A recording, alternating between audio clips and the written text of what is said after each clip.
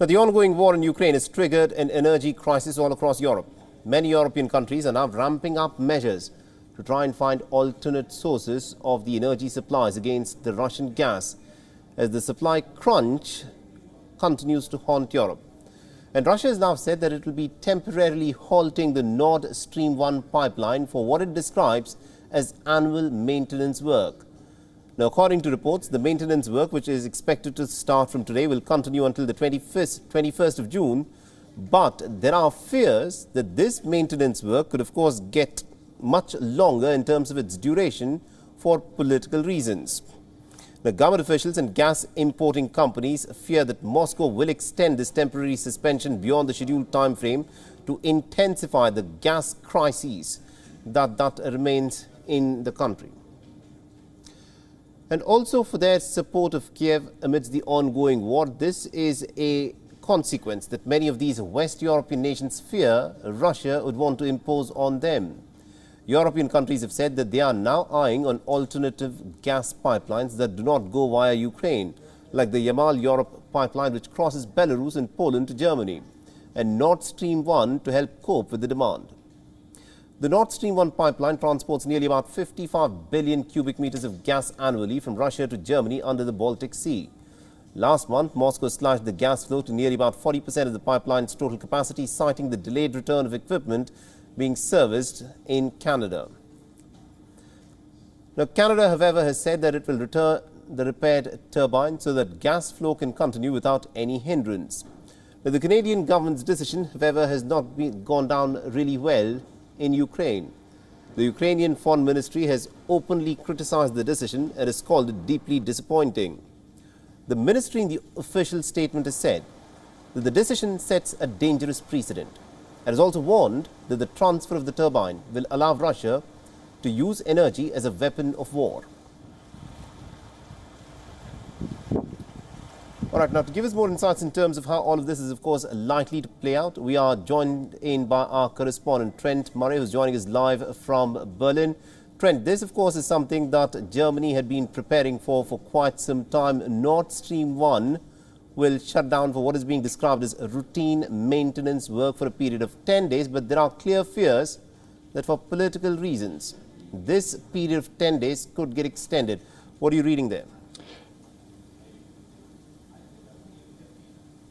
Yeah, I mean, you're absolutely right. Officials here in Berlin are really questioning whether this maintenance is actually necessary. They believe it's just maintenance for maintenance sake. And in fact, the motive here is to try and put pressure on Germany with its energy supplies because of its support for Ukraine following Russia's invasion. And so what we have seen in recent weeks is the government really scrambling to prepare for this. We know that at around 6 a.m. local time here, technical readings from the German side did show that the gas flows were slowing down, and they expected within the next few hours they will stop completely. And that really now has left Russian gas being cut off almost entirely to Germany because Nord Stream 1 is the major provider of gas. It's a pipeline that was built around a decade ago. Of course, you might recall it does have a sibling, Nord Stream 2, that was meant to double the amount of Russian gas coming this year. It was due to open, but when Russia launched that invasion, the Chancellor here decided that that pipeline couldn't go ahead. And so what we are now seeing is, I suppose, the knock-on effects of all of that, and Europe's biggest economy now really staring down the barrel of quite a major energy crisis if that Russian gas isn't switched back on. Absolutely indeed. Now, are there any contingency plans that Germany is taking in case the delay were to be longer than 10 days? How would Germany react to this?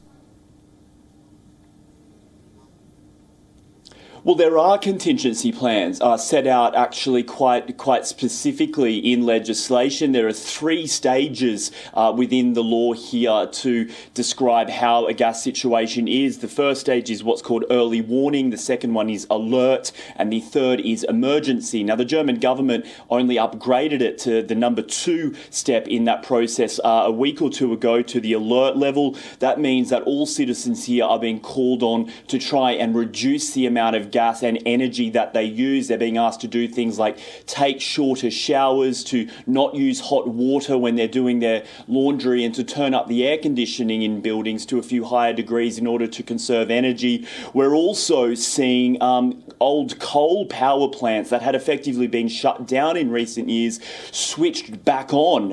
An extraordinary step in 2022 when you think about it, given the climate goals of Germany, but that coal now essentially having to come to the rescue to try and keep electricity going and to conserve the amount of gas that is needed. I mean, just to give you a snapshot of where things are right now, the national storage levels are just over 60%, storage tanks filled up with gas. The German government says it needs to get those levels up to 90% before the winter. If they don't do that, then we could really be staring down the barrel of energy shortages and gas rationing. Absolutely indeed. Now, this is also likely to impact the coffers of the Kremlin. How much money does Germany pay to Russia for this gas that it buys from it, let's say, on a day-to-day to a weekly basis?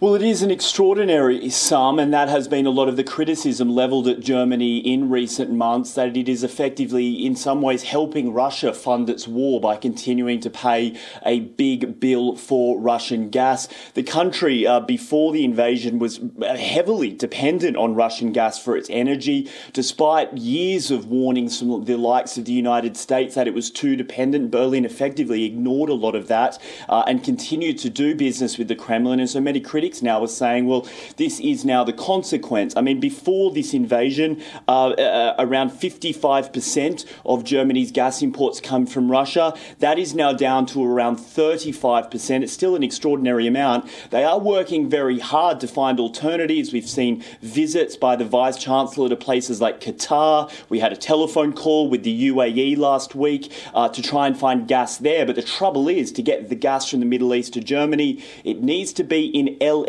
form, liquefied natural gas. That has to come via special ships, and then those special ships need special facilities on the coast here to unload it.